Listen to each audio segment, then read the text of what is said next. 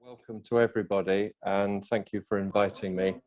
As Anwar says, this has been a long journey. That we've been working on this project for about 14 or 15 years, and it is a project which never stops. There are always improvements that can be made. So most of you will be familiar with the WHO classification of haematological malignancies, which is one of the more complex areas of malignancy diagnosis. And the WHO Blue Book, as it's called, has become our Bible, with 15 major disease groups and probably over 150 sub-diagnoses within it, covering all of these 15 areas and main headings that are listed on this slide. And we tend to think about them actually in that order. But these are complex, and the Blue Book was the first time that all of these diseases were pulled together in an identical format, and it has proved a very long-lasting format for clinicians and histopathologists and haematopathologists alike. I started mainly as a haematologist and then got interested in the diagnostic side, did both for quite a long time, and now I'm mainly interested more in the diagnostics and delivering the service. So why did this come about? Well, in the UK, there were at least 4 reviews of lymphoma pathology that showed that there were significant problems, discordance of diagnoses. Some of this related to the fact that people were using one of about 6 or 7 different lymphoma diagnostic subtyping systems, Keel, Real, etc., International Working Formulation. And they didn't really quite meet up. But when this was looked at in a systematic way, so there was a very large Wales pathology review, there was discordance in about 20% of cases. Some of the benign abnormalities were called lymphoma. Some were called lymphoma that were benign. There were changes of diagnosis from non-Hodgkin's to Hodgkin's. And in some of them, there was a change, would have been, or was a change in management and first-line treatment. And this was replicated around the country. There was a Lancashire hospital group that actually had a much higher level of discrepancy. The North East England looked at 100 lymph nodes and found about a 25% discrepancy. And then the Scottish and Newcastle group, which was run by Steve Proctor, Professor Proctor, looked at a very large number of Hodgkin's lymphomas and again found a change in management in 10%. So this laid the foundation for the fact that at least lymphoma diagnosis was variable.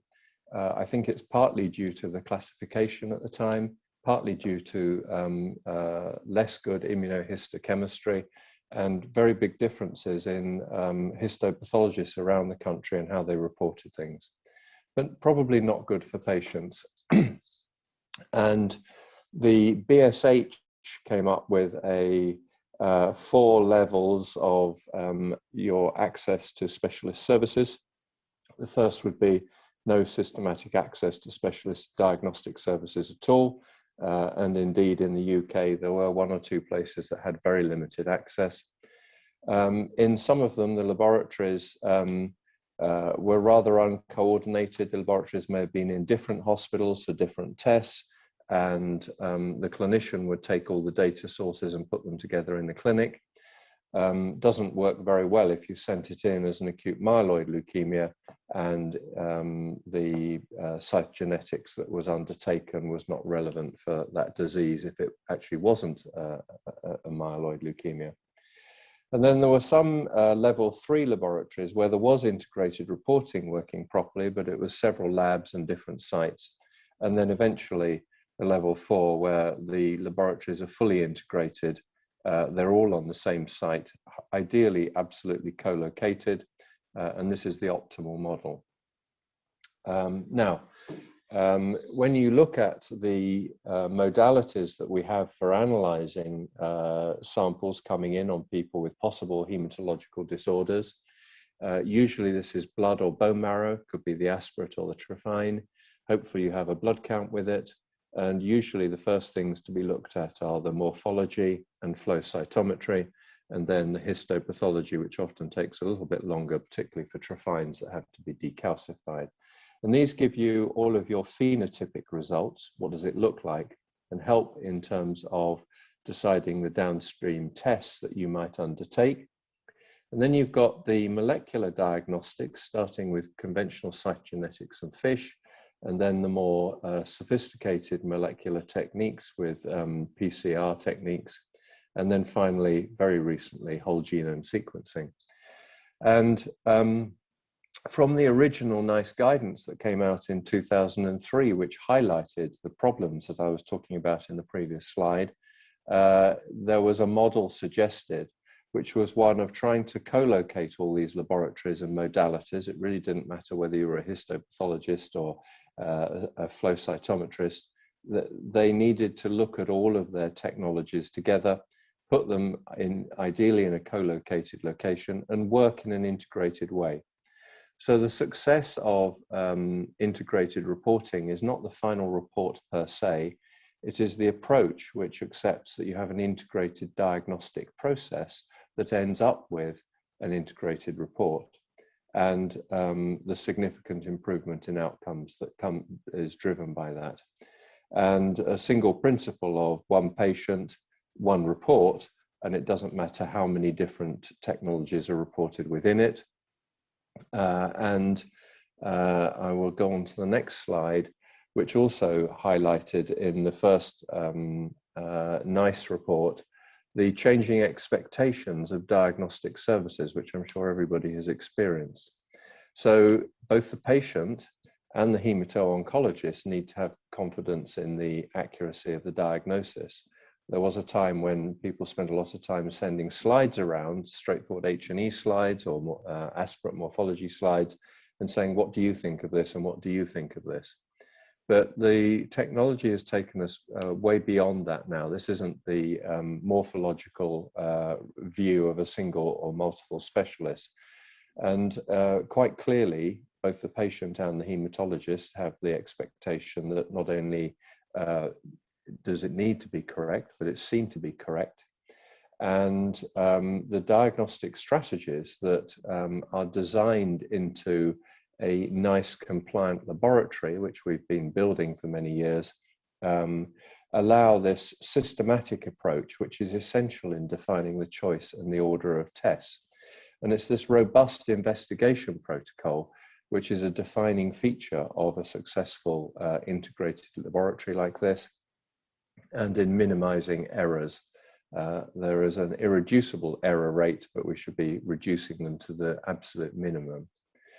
So they recommended that the management of patients should be based on sound and comprehensive diagnostic information.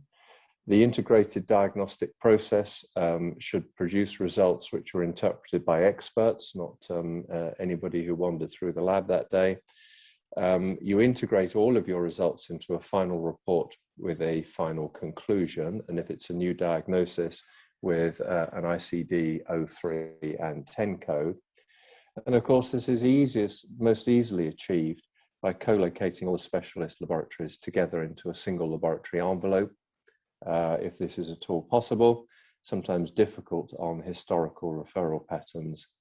And we provide these specialist services for quite a large area of Southeast England.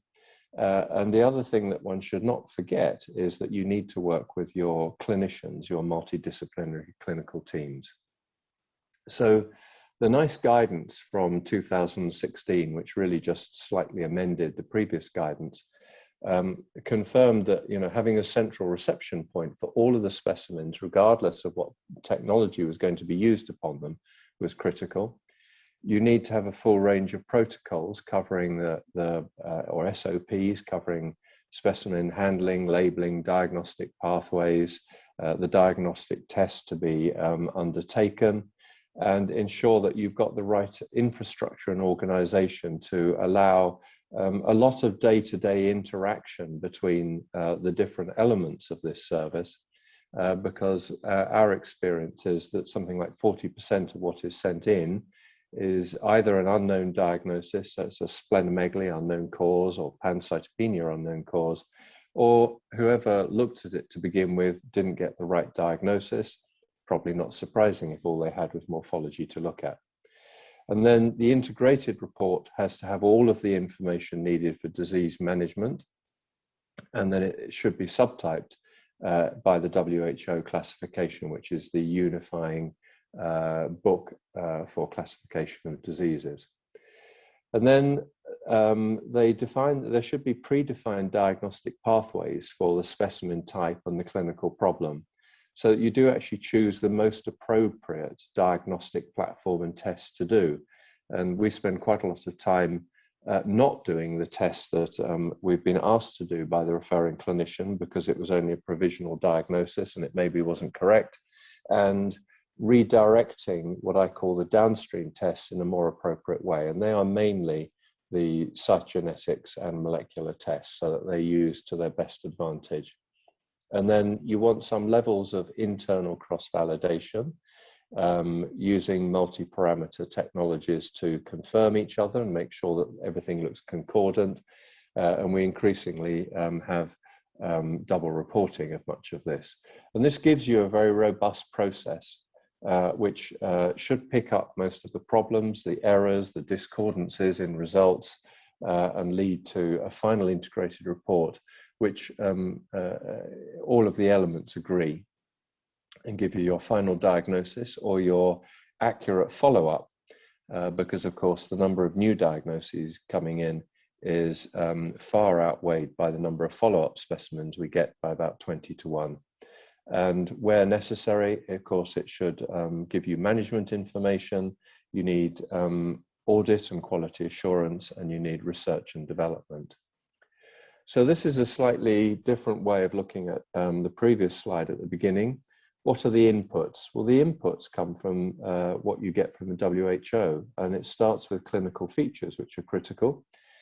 We have the morphology and immunophenotyping and immunohistochemistry very quickly, and then cytogenetics, FISH, and molecular genetics usually takes longer.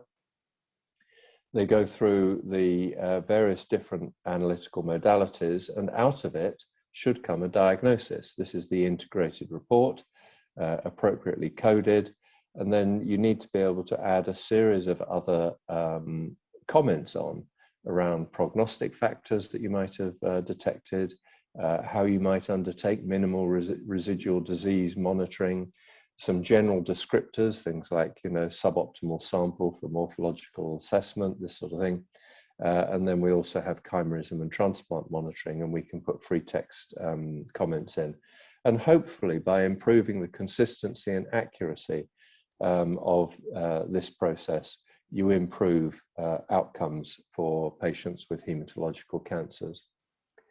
So this shows you the area that we now accept referrals from. It used to be a smaller area in this. Some of these boxes are referral groups, and there are some X's in some of these boxes, particularly on the west-hand side of London and southeast England, and we've just taken on some extra laboratories. So wherever there's a red dot, there is a hospital, a major referring hospital or unit. So we do all hematological malignancies, acute, chronic, myeloid, lymphoid, all the way through to dendritic cells. There are about 20 hospitals grouped in cancer networks. We get about 16,000 referrals per year, about 40,000 specimens, and we're doing just under 20,000 genetic tests per year. And the specimens can be almost anything from peripheral blood, bone marrows and trophines and lymph node biopsies, as you'd expect. But remember that something like 40% of lymphomas are extranodal, and we even get occasional samples from our ophthalmology colleagues of vitreous humor, where we would undertake usually flow for a lymphoma and a mid-88. And so you have to have a structure to think about this in terms of samples coming in. And this was one of the most difficult things to change at the very beginning, where there were historical referral patterns, both within King's and from the outside referring hospitals. And we were setting up a completely new process. So we had a single reception, the HMDS reception in green. takes all of the samples, whether they're from within King's or outside King's from the other 19 or 20 hospitals. We have an NHS number, which is unique, but not everybody uses it. So we give every patient a unique lifelong number. There's an event-specific number tied to that particular referral, and then there are lab numbers under that. And as I put in the blue box on the left-hand side, most samples come with a diagnosis of cytopenia or splenomegaly of unknown cause. And even if it comes with a certain diagnosis, it may be incorrect. And usually your morphology and immunophenotyping gives you your earliest result. And the initial review from this determines many of the downstream investigations. Certainly cytogenetics and FISH determines how you set up your cultures.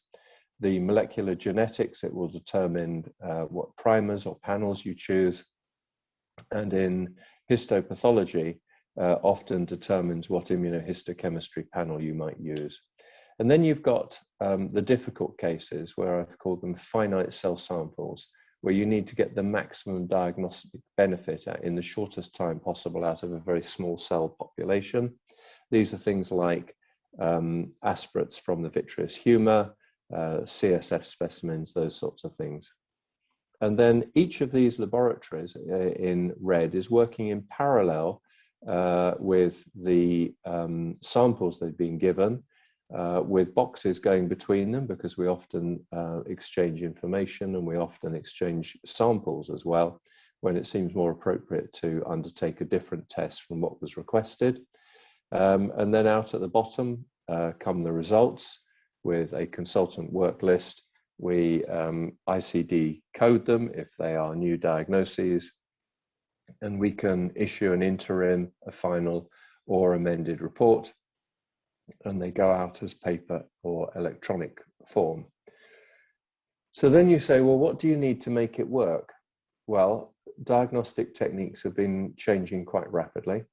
In multicolour flow, when I first started here, we only had 2 or 3 colour flow.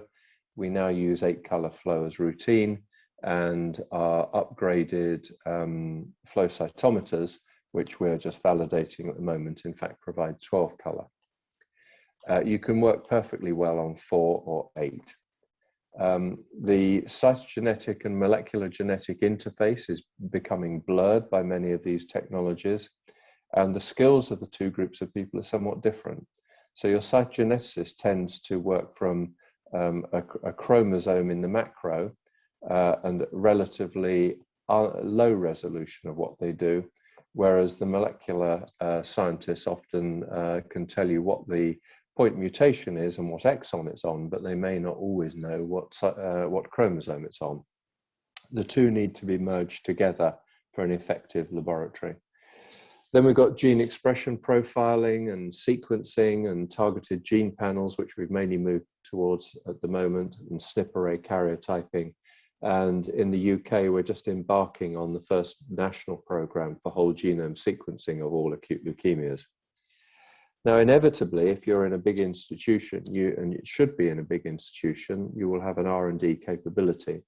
And there should be some translational research which takes R&D techniques and turns them into service delivery.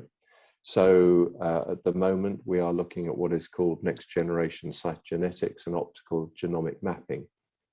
We're not there yet. It's very much a research tool, but we hope to translate it into service delivery. And then you need new skills. The people that you employ are very important. The bioinformatics, which is becoming very much more complex, the mathematical algorithms, the high dimensional software for flow cytometry. And then again, as numbers go up, and our numbers have gone up hugely over the last 14 years, automation for high volume tests.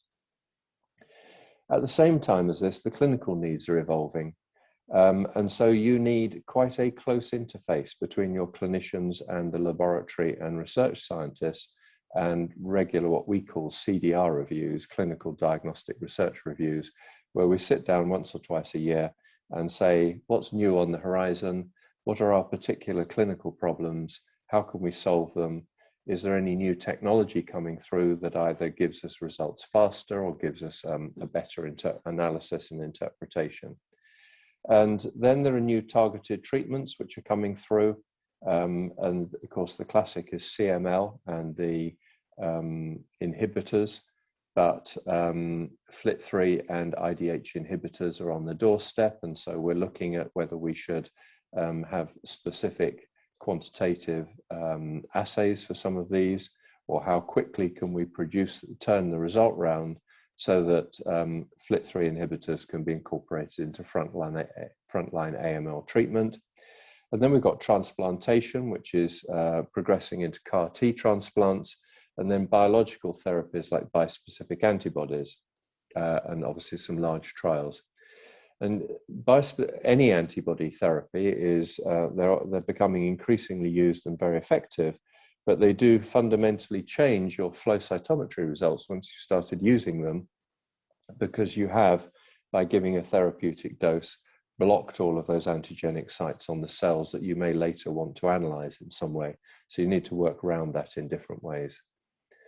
And then you need an IT system. This is the software that glues it all together and makes it workable and effective. I think you probably could get halfway there just with LIMS systems, but a lot of pathology interaction between individuals and sitting down together and reviewing all new cases and difficult cases. But we built a software program 14 years ago, puts in your patient demographics. We can put in the tests that we're ordering, and we've got SOPs for the ordering protocols, what we're going to do. It generates worksheets. We can add extra tests. And at the end of it, when the results come out, we get an integrated report that links all of the results. Doesn't matter what type of test that was analyzed, flow cytometry, cytogenetics, histopathology, they all come into a single report. And then, of course, you have to effectively communicate with your users, your referring clinicians, particularly as the molecular technologies are leaping ahead and they won't always understand what the results really mean. And for this reason, we also have MDTs, where we have a haematologist from the laboratory who sits in on the MDT in case there are difficulties in understanding the clinical importance of some of the results. So what else does the IT system do? Well, it has important reporting functions. It creates all our work lists, the laboratory work lists and consultant reporting work lists. It tells me what tests are completed, which ones are outstanding. We can code all the new diagnoses by the WHO codes. We can keep multiple reviews going where we have either a difficult case or discrepant results. And I not infrequently go and see my histopathology colleagues and say, look, I've got this slide here. I've got 15% blasts and you haven't seen any on your Trifine. Can we look at it together and see why that might be the case? And then we can put pre-coded text comments on prognostic factors, MRD, and other bits of free text. It has an authorization field which tells you who authorized it and when, but this is limited to designated consultants only. We can send them out as interim, final, or addendum if we've gone back and done additional tests, and then we can export them both as paper or electronic results.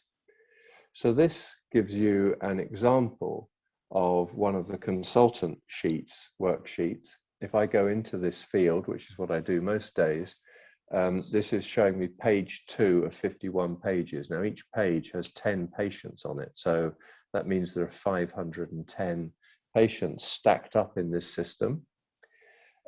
It sorts them and filters them so that everybody who has a completed result will be at the top, and I can go through those results and authorize them. What I've shown you here is 4 cases. If they are colored gray, it means they're from inside King's. If they're colored pink, they're an external hospital. If it says specimen numbers 6, and it tells me what they are, such as peripheral blood 20 mils, bone marrow aspirate slides, bone marrow aspirate and EDTA, etc. And it tells me the tests that were done, which were also 6. So chimerism, morphology, phenotyping, cytogenetics, another chimerism, and then an NPM1.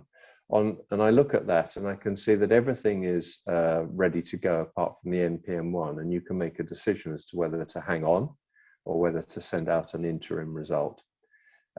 So there are 4 examples there with differing tests, but we're just awaiting for them to come into the system, and it will all go green. We can also specify who we think should verify it.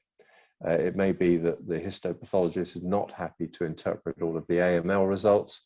It may be that I'm not happy to authorize a result out that is, say, a pure histopathology difficult lymphoma. This just gives you a screenshot of one of the open results pages, and all of the boxes in pink show some of the, a limited amount of the actual result, which is a flow cytometry result with a conclusion about it being multiparticulate and hypercellular.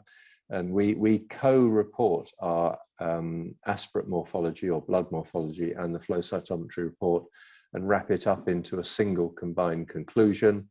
It makes more sense.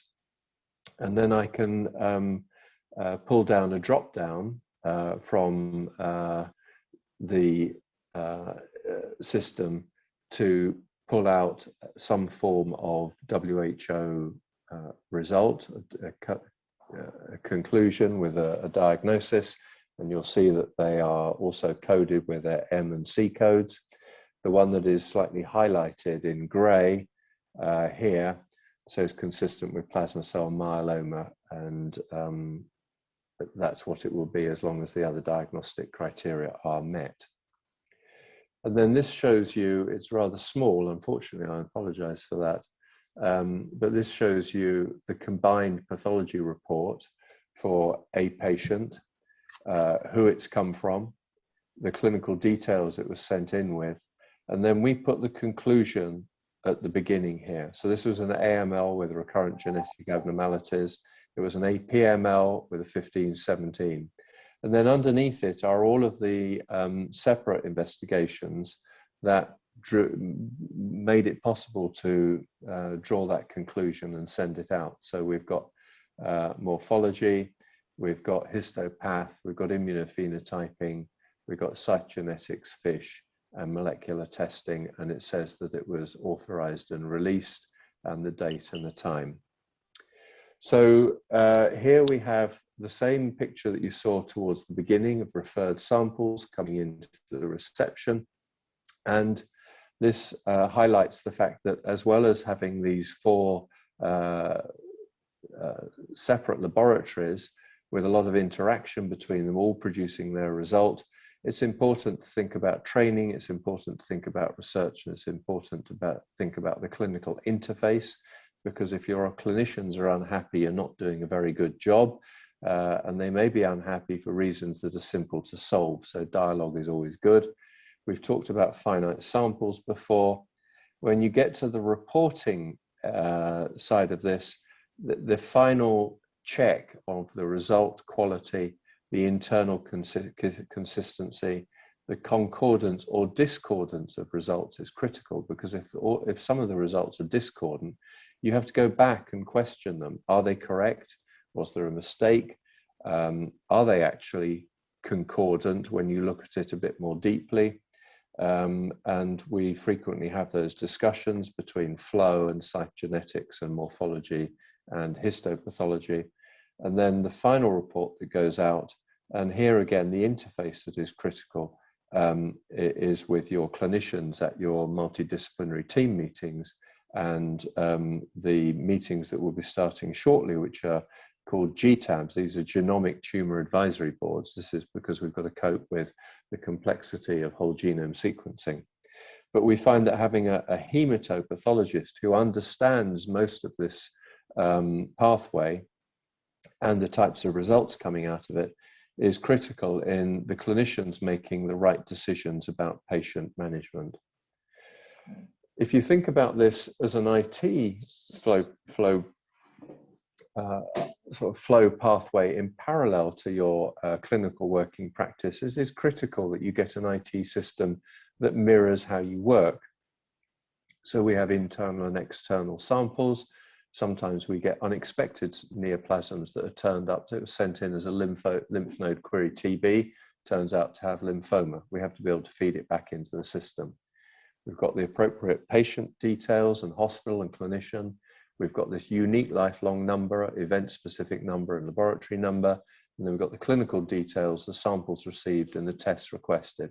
Increasingly, although tests are requested and may be quite specific, we change them as we go through the initial results from the component laboratories so that we maybe are choosing a more appropriate test than the one that was actually requested. Now, we have a range of different LIMS systems here. 3 of them are on WinPath, 2 are on FileMaker. Our IT system, which didn't exist before we started this, integrates them. It is basically an integration engine, pulls it all together and gives you your final integrated report. And then, as we said before, you've only got authorized hematopathologists who can issue a report. And in fact, only the appropriate people can go in and change or amend any report. We have this inter-laboratory sample transfer, the reflex testing as appropriate, the discussions around concordance or discordance. And sometimes it's discussed in an MDT and we come back and we go back and do additional tests. And then finally, results delivery into the system, which can be looked up by the referring clinicians and then goes out electronically or as paper. So what are our current developments? Because this whole area is actually moving very fast. So we're in the process of merging our conventional cytogenetics fish lab with our molecular diagnostics. So we have a single genomics department, and we will have much more integrated investigation protocols. The hematology and histopathology need to come closer together. Although all of the laboratories we have are in the same hospital, they're not all co-located. We didn't have the space for that, but that's what we're planning for the future. And then we are constantly updating the functions of the IT system and improving user results access. On the morphology side, we're moving into digital pathology, the ability to scan bone marrow aspirate slides, and maybe starting to use the AI, the artificial intelligence. And certainly where you've got tests like flow cytometry that are producing you digital readouts, very amenable to AI interpretation as long as you've got the setup and the learning tools. And then we are expanding some of our molecular testing panels in line with the National Test Directory. So we have a mini MPN panel, which has got JAK2, JAK2 exon 12, CALR and MIPL all in one screen, a myeloid gene panel, which has got about 46 different mutations in it, and then a combined lymphoid plasma cell and histiocytosis panel, where all of the appropriate primers are in there together, but we usually only analyze the genes that it is relevant to look at. And then as treatment improves, we've extended the molecular MRD monitoring so that we're able to do that. And then we still have this translational development and implementation, we hope, of new technologies like the optical genomic mapping. So I may have missed hands going up or maybe not, you've all been very silent, but as a clinical hematologist, what do you need to do to get the best out of the diagnostic services, I think is quite a key question. And it starts with good clinical information at the beginning and the correct high quality samples. It's no good sending in a bone marrow and EDTA if you want cultured cytogenetic results. And it's no good sending in a sample in lithium heparin if all you want is molecular tests. Heparin inhibits it badly. So we spent a lot of time getting the referral form correct. And on the referral form, it lists the either test groups or the individual tests, particularly in molecular biology, and also has on it what the specimen should be, the optimal specimen to get the right result out of the laboratory. you need to think about what are your clinical service needs, what is being developed at the moment. Maybe you see something on the horizon that your laboratory knows nothing about, and if you give them 6 months to a year's warning, they can get the right tests in to help support you. That's why these clinical diagnostic research review meetings are important. You may also have individual patient cases where you don't understand the results, or they're not clear, or clinical information has come to light subsequently which helps in reaching a firmer diagnosis. So it's about picking up the phone and discussing it. And this has become easier with all of the sort of virtual conferencing facilities that we now have, like we're using today. And all of our cases go through multidisciplinary team meetings where we've got the clinical and diagnostic features which are discussed at the same time, so that we do reach the correct conclusion.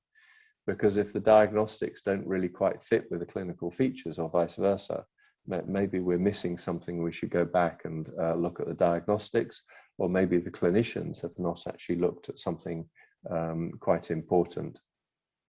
And it's about keeping up with it, because the technologies are moving forwards very fast, and your own CPD needs to be directed towards understanding these technologies, the clinical relevance of them, and how you will interpret them when the patient is sitting in front of you. Now, what do you need if you're trying to develop an HMDS type service, as I've outlined it? Well, it's clearly about understanding the optimal diagnostic model. How is this actually going to work? How do you make it happen on the back of historical referral pathways? You normally would want to make sure you've got a very large catchment population. So our catchment population was about 4.5 million when I first started the process. And as time has gone on and the populations in Southeast England have increased, and also as we've taken on more hospitals, we now have a catchment population of more like 7 million. This is expensive technology, and it has a high capital cost, it has a high revenue cost to it, and it also needs a critical mass of laboratory staff to be able to run it. So you do not want flow cytometers in all your hospitals. That is not the right way to go. That's very much why NICE has recommended that these are centralized and brought together. It's about understanding the integrated diagnostic process which leads to the integrated report. When this first came out as a suggestion that there should be these more centralized laboratories with integrated reports, some people went away and said, well, look, I can get all of the 4 or 5 pieces of paper from all of the different labs and I can staple them together. That's an integrated report. And then I'll decide what I write in the notes. That's not the process at all. The process is an integrated diagnostic process, and the integrated report is a useful byproduct of that.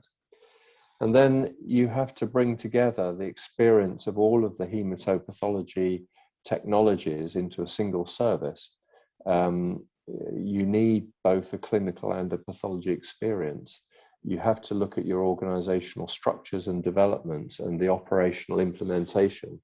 And when you start this, it is not easy, because however thorough you think you've been in terms of walking a patient and a sample through your process, you'll find that there are multiple ways that it might happen, and people do strange things, and it takes quite a long time to establish the proper sample pathways. And then at the back end, the absolutely critical bit of the integrated interpretation of all the results with a report that goes out that is meaningful and concordant, and then that interface again with the clinician, who is going to increasingly struggle with the sophistication of the results that the laboratories can produce. So maybe I will finish there. I'm very happy to take questions from anyone. Hands up or open up your mic and start talking.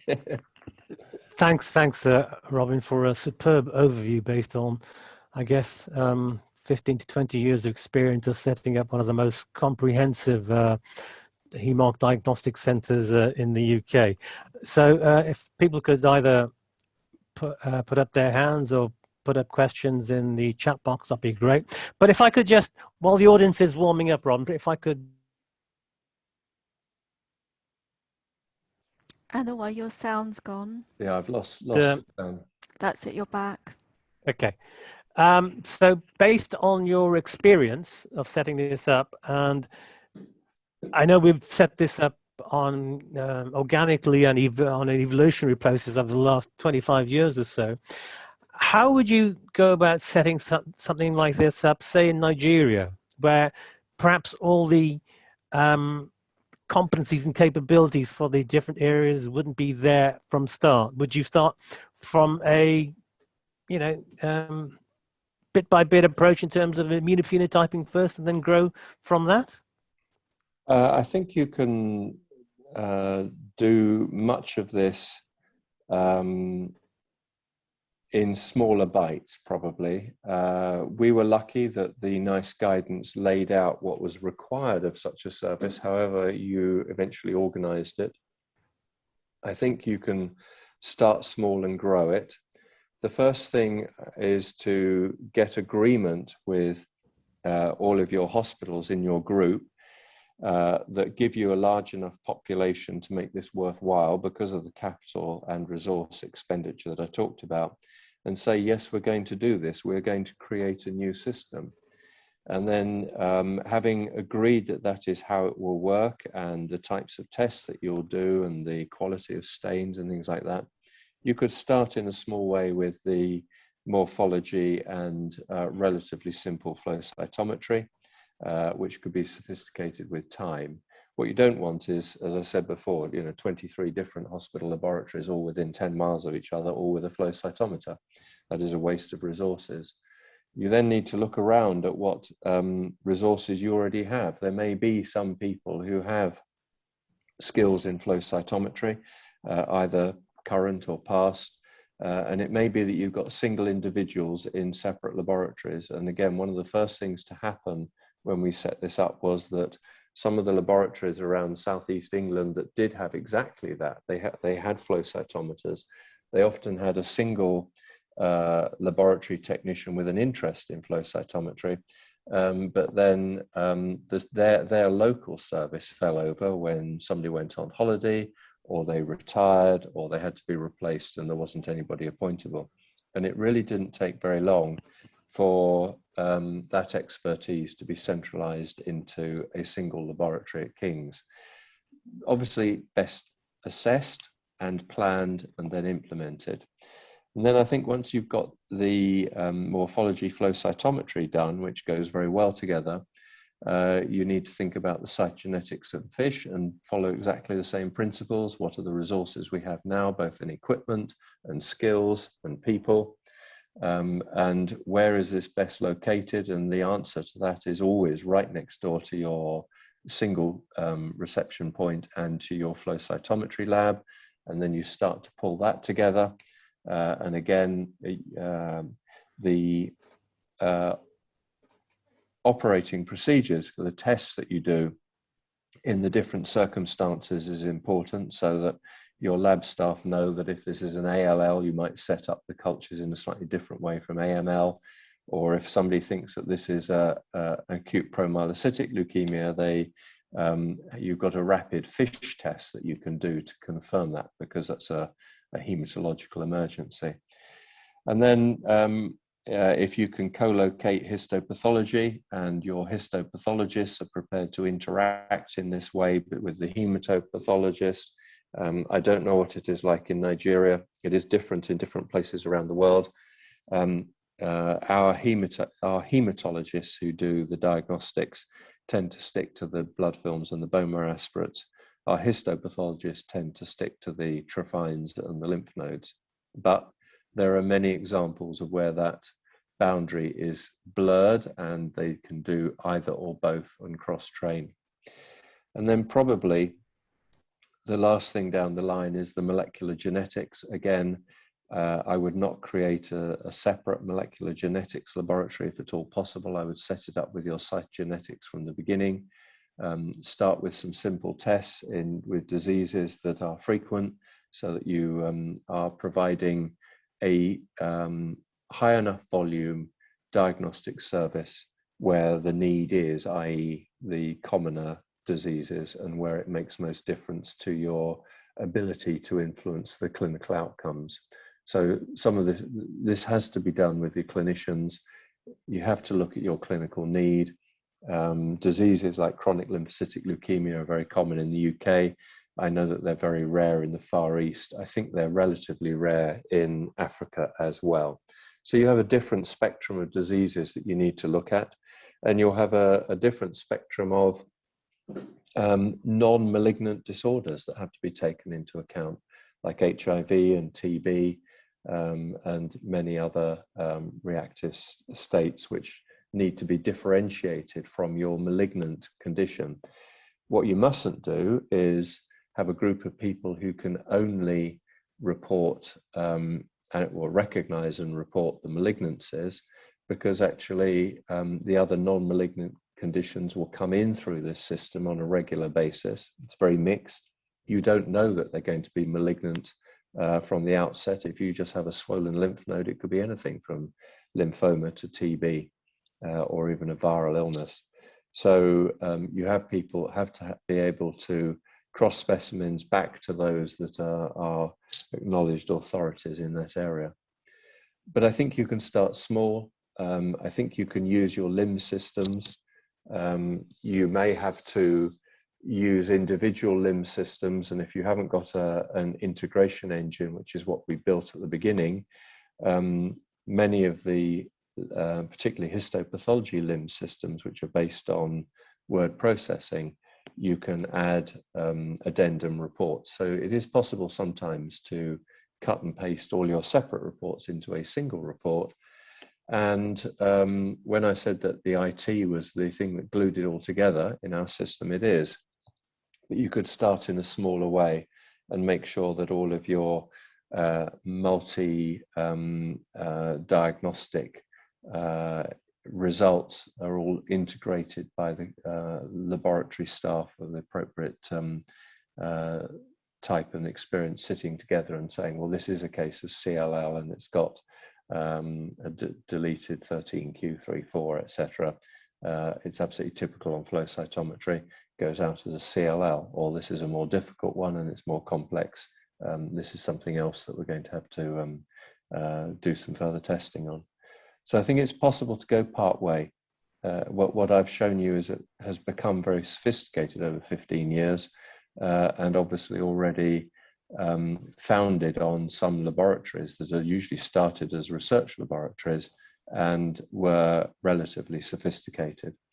That process never stops, because as I said, flow cytometry in our laboratories, when I first joined 15 years ago, was 2 or 3 color. And in fact, when I was a registrar, it was slides and APAP technique, and you sat there with a microscope. And now we're looking at 12 color. So these things grow. Okay, that's very insightful, Rob. I think there's so that's a bit of both bottom up organically within your own organization and a bit of a top-down system influence. And I think there's a question alluding to that in terms of how much systems influence did you need to do with commissioning groups and your potential referrers in getting them to buy into this? Okay, so there were 2 routes to getting this system up and running that were taken up around the country. Some lead pathologists who had undertaken to try and put these diagnostic laboratories in place spent a lot of time with clinicians, getting their agreement that they would refer to them if they put it in place. And then other laboratories, usually where they already had a significant number of referrals, decided to put it in place and then watch the referrals come in. We certainly took the latter approach. There was a model. The model was outlined in the NICE guidance, and if anybody wants to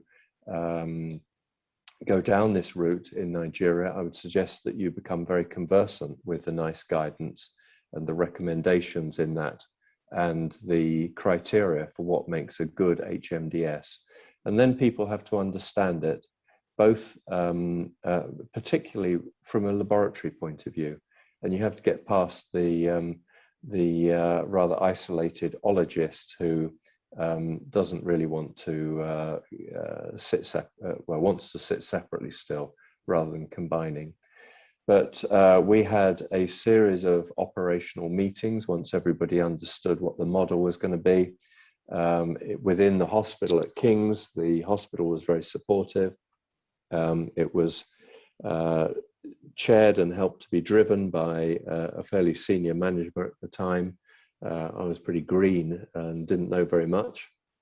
Anwar came and helped me, and between the pair of us, we then set it up. So I think you need a clinician with the breadth of knowledge, and you need a manager who both understands how laboratories run, understands the technologies, and understands how to make things happen. And then you have to take people along with you and implement it stage by stage. Thank There's you, a question in Robin. the There's chat. a question yet. Yeah, sorry, Kelly. There's a question in the chat room regarding cytochemistry. Does it still play a significant role in integrated diagnostics and reporting? And would you still advise using it? Do you mean cytochemistry on bone marrow aspirate slides, or do you mean immunohistochemistry? It doesn't elaborate, but I suspect it's in histopathology. Okay. Well, to cover both of them, cytochemistry on bone marrow aspirates, I can remember the days when we would do an MGG, a Sudan black, a PAS, and a dual esterase. We didn't have flow cytometry in those days. It was still a pretty good test. I think you have to look at what you're going to provide, and if you have a regional or a national agreement, then it's worth sitting down at the beginning and saying, these are the diagnostic tests we can deliver now, even if we want to move to something more sophisticated. So if you do not have flow cytometry at all, and all you have is cytochemistry, there is nothing wrong with cytochemistry. It will get you a diagnosis in about 80% of all acute leukemias. Clearly, flow cytometry has taken that on a step further, and the other 10 or 20% that we could never diagnose in the past usually become clear with flow cytometry. Immunohistochemistry is critical. Immunohistochemistry has really been part of the revolution that has allowed the more accurate diagnosis of the whole range of lymphomas, both B and T cell lymphomas. There are some pure histochemistry stains. They still have a place. There's nothing wrong with them, but immunohistochemistry has usually taken over in most circumstances. Hopefully that answers the question. Yeah, that's great. Thank you, Robin.